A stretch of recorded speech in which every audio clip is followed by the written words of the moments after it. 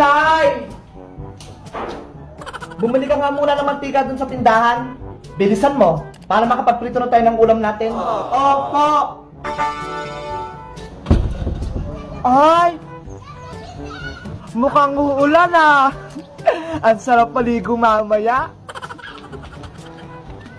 Bebang! Bebang! Ano yun? Gusto mo ba mag-swimming? Wow! Oo, gusto ko nga mag-swimming. Inaantay ko nga yung buhos ng ulan eh. Huwag mo nang antayin yung ulan. Sumama ka sa amin, may pagliliguan tayo. Ha? Saan yan? Tara na, aalis na yung sasakyan namin. Sige, tara na. Later. Ala, swimming pool! Swimming pool doon!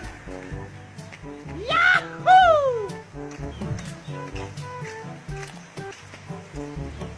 Wow! Ang ganda dito! Kaso, pwede ba kaya diyang maglublob?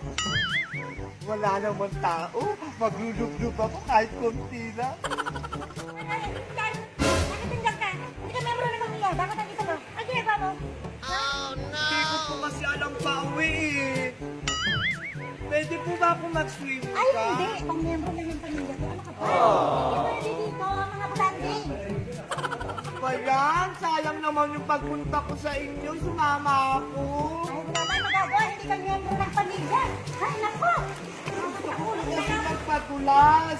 Ay, naku, magkatulos ka. Bahala ka sa buhay mo. Sige, pwede ako magpadulas. Okay. Pinayagan niya ako. Hala, ang lamig ng tubig.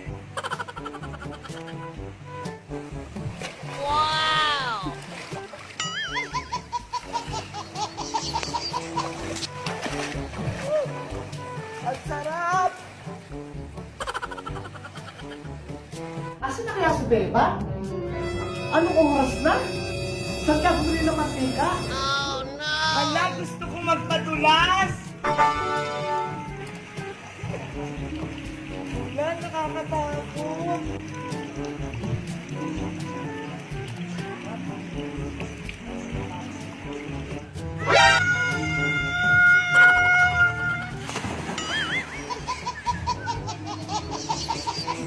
Ang sarap mag-slide! Wow! Ganito pala feeling kapag nagpapadulas ka.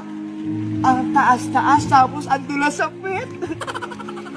Gusto ko pa.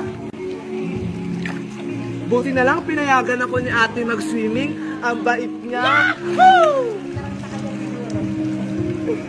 Ang sarap niya. Gusto ko maulit to. Kaso iniisip ko, si nanay pala. Nagot ako dun. 2 hours later. Ay! Salamat, nakauwi na rin kami.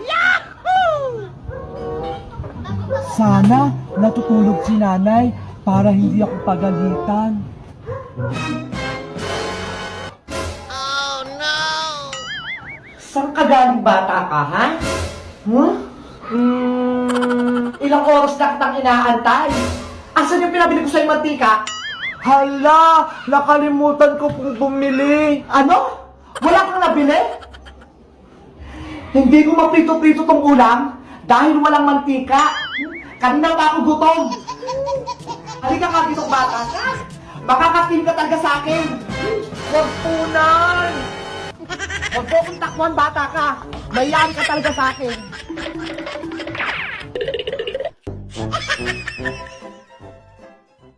Ready, get set, go!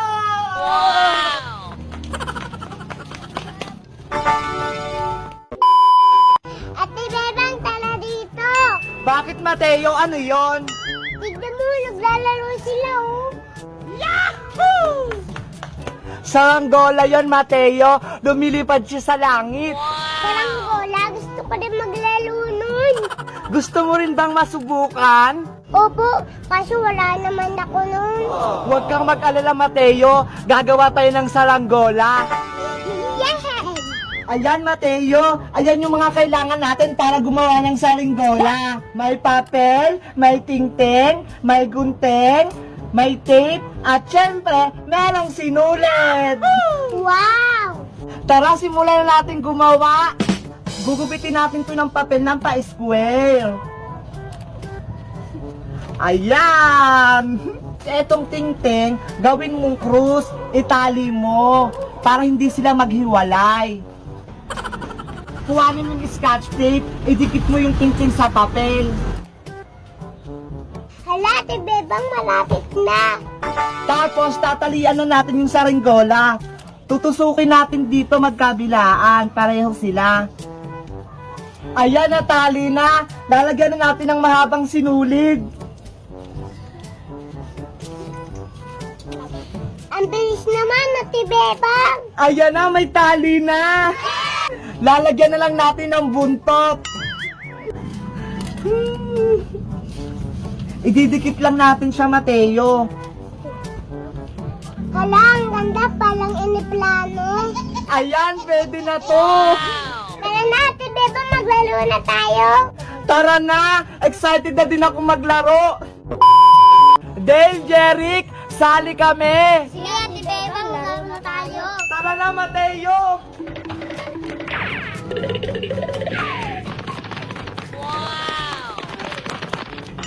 Ang taas-taas ng akin! Mateo, bilisan mo! Ang bagal-bagal mo naman, hindi mataas yung sayo! Ang saya-saya nga, Ate Bebang. Isa pa! Sige, tara. Ready, get set, go! Yahoo! Bebang, Mateo, sali ako! May saranggola ka din, princess? Meron! May ginawa ako ito, oh! Hindi naman yan saranggola eh. Lumilipad din naman to ah. Ang taas-taas nga eh. O sige, sali ka na. Bebang! Asa rin ba si Kanton? Hala, Ate Bebang, nandiyan na si nanay kitang hinahanap ka na. Hala, lagot! May kukunin pa pala ako sa tindahan. Nakalimutan ko. Inuna mo pa talaga yung laro na yan? Hala, Bebang! Mapapalo ka ata. Halika nga rito. Makaka-team ka sa akin. May pamalo si nanay. Ate Bebang, takbo na tayo. Huwag mo akong takbuhan. Huwag po, nay. Takbo!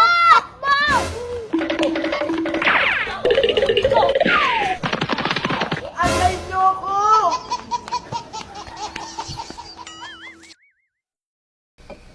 Sayawan mo nga ako, tulad ng dati ha.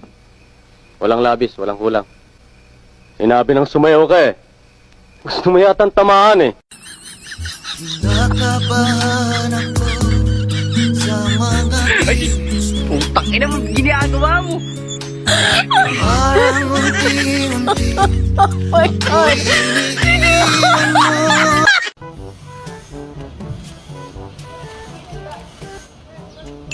Maring Tere, napapansin ko, namumulubi ka na. Paano mo nasabi, Mare? Ayan, oh. Puro na lang tagpipisong chichirya ng nguya mo. Merienda lang to, ano ka ba? We, ayan na ata pananghalian mo eh. Grabe ka naman sa akin. Naalala ko, may sumbong pala sa akin si Bebang kahapon. Oh no! Yari? Susundo ko kayo kay Aling Sonia. Hindi kayo nagtitinda ng maayos. Ano naman sumbong niyang batang yan? Dinuga mo daw siya sa binili niyang soft drinks. Binawasan mo daw. Naku, huwag ka magpapaniwala dyan kay Bebang. Tsaka bakit ka pala walang benta? Hindi man lang umabot ng 100 yung sa lagayan ng pera? Tara na kayo, kung ayaw nyo magtinda, puro kayo panood-nood ng TV. Che, sa kabila ka bumili. Istorbo to. Matuma lang talaga yung tindahan, Mari. Bihira lang yung customer. Sayang lang yung pinangbayad ko sa'yo.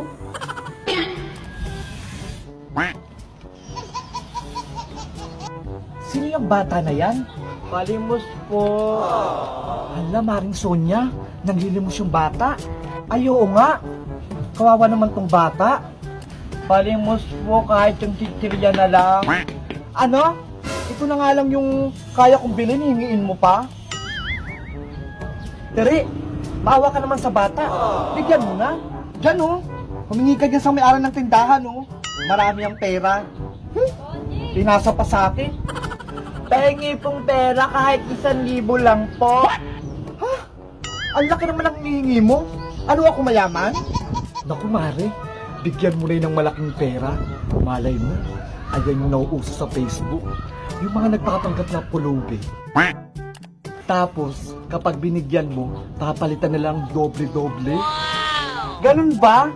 Sige na po, pambili ko lang ng pagkain. Sige, saglit lang, kukunin ko. Yahoo! Oh, ito 100 oh. Wow! 100 lang? Hala? Oo, ikaw naman maring tere. Hindi naman ikaw yung pagbibigyan. Wala pong dagdag. Nagugutom po kasi ako eh. Ihirit ka pa talaga eh, no? O ito, pagkain. Salamat po. O ayan ha, umuwi ka na. Thank you po. Ang kuripot mo naman, Mare. 100 lang? Ay aba, ayun lang nakayanan ko eh. Eh ikaw nga, hindi mo nga binigyan ng chichirya. O siya, uwi na rin ako. O sige na, may gagawin din ako. Later. Nay! What? Nandyan ka pa rin? Hindi ka pa rin nauwi? Oh no! Eh kasi, inaantay ko po kayo eh. Bakit ka dito? Pinauwi ako dito ni tatay. May gagawin daw siya sa malayo. Laga na lang doon na yan? Bibigyan pa ako ng sakit ng ulo? Asan yung perang inabot siya ni Maring Sonia? Ito po oh! Ayan! May 100 na naman ako. Buti na lang hindi ka nakilala ni Maring Sonia. Ano ba kasi nangyari dyan sa mukha mo? Bunging-bungi ka na? Kasi lagi akong kumakain ng candy. Ayan tuloy, wala na akong ngipin. Hayaan mo na. Ang cute-cute mo pa rin, princess. Halika na, uwi na tayo. Talaga ba, Nay? Sige, uwi na tayo.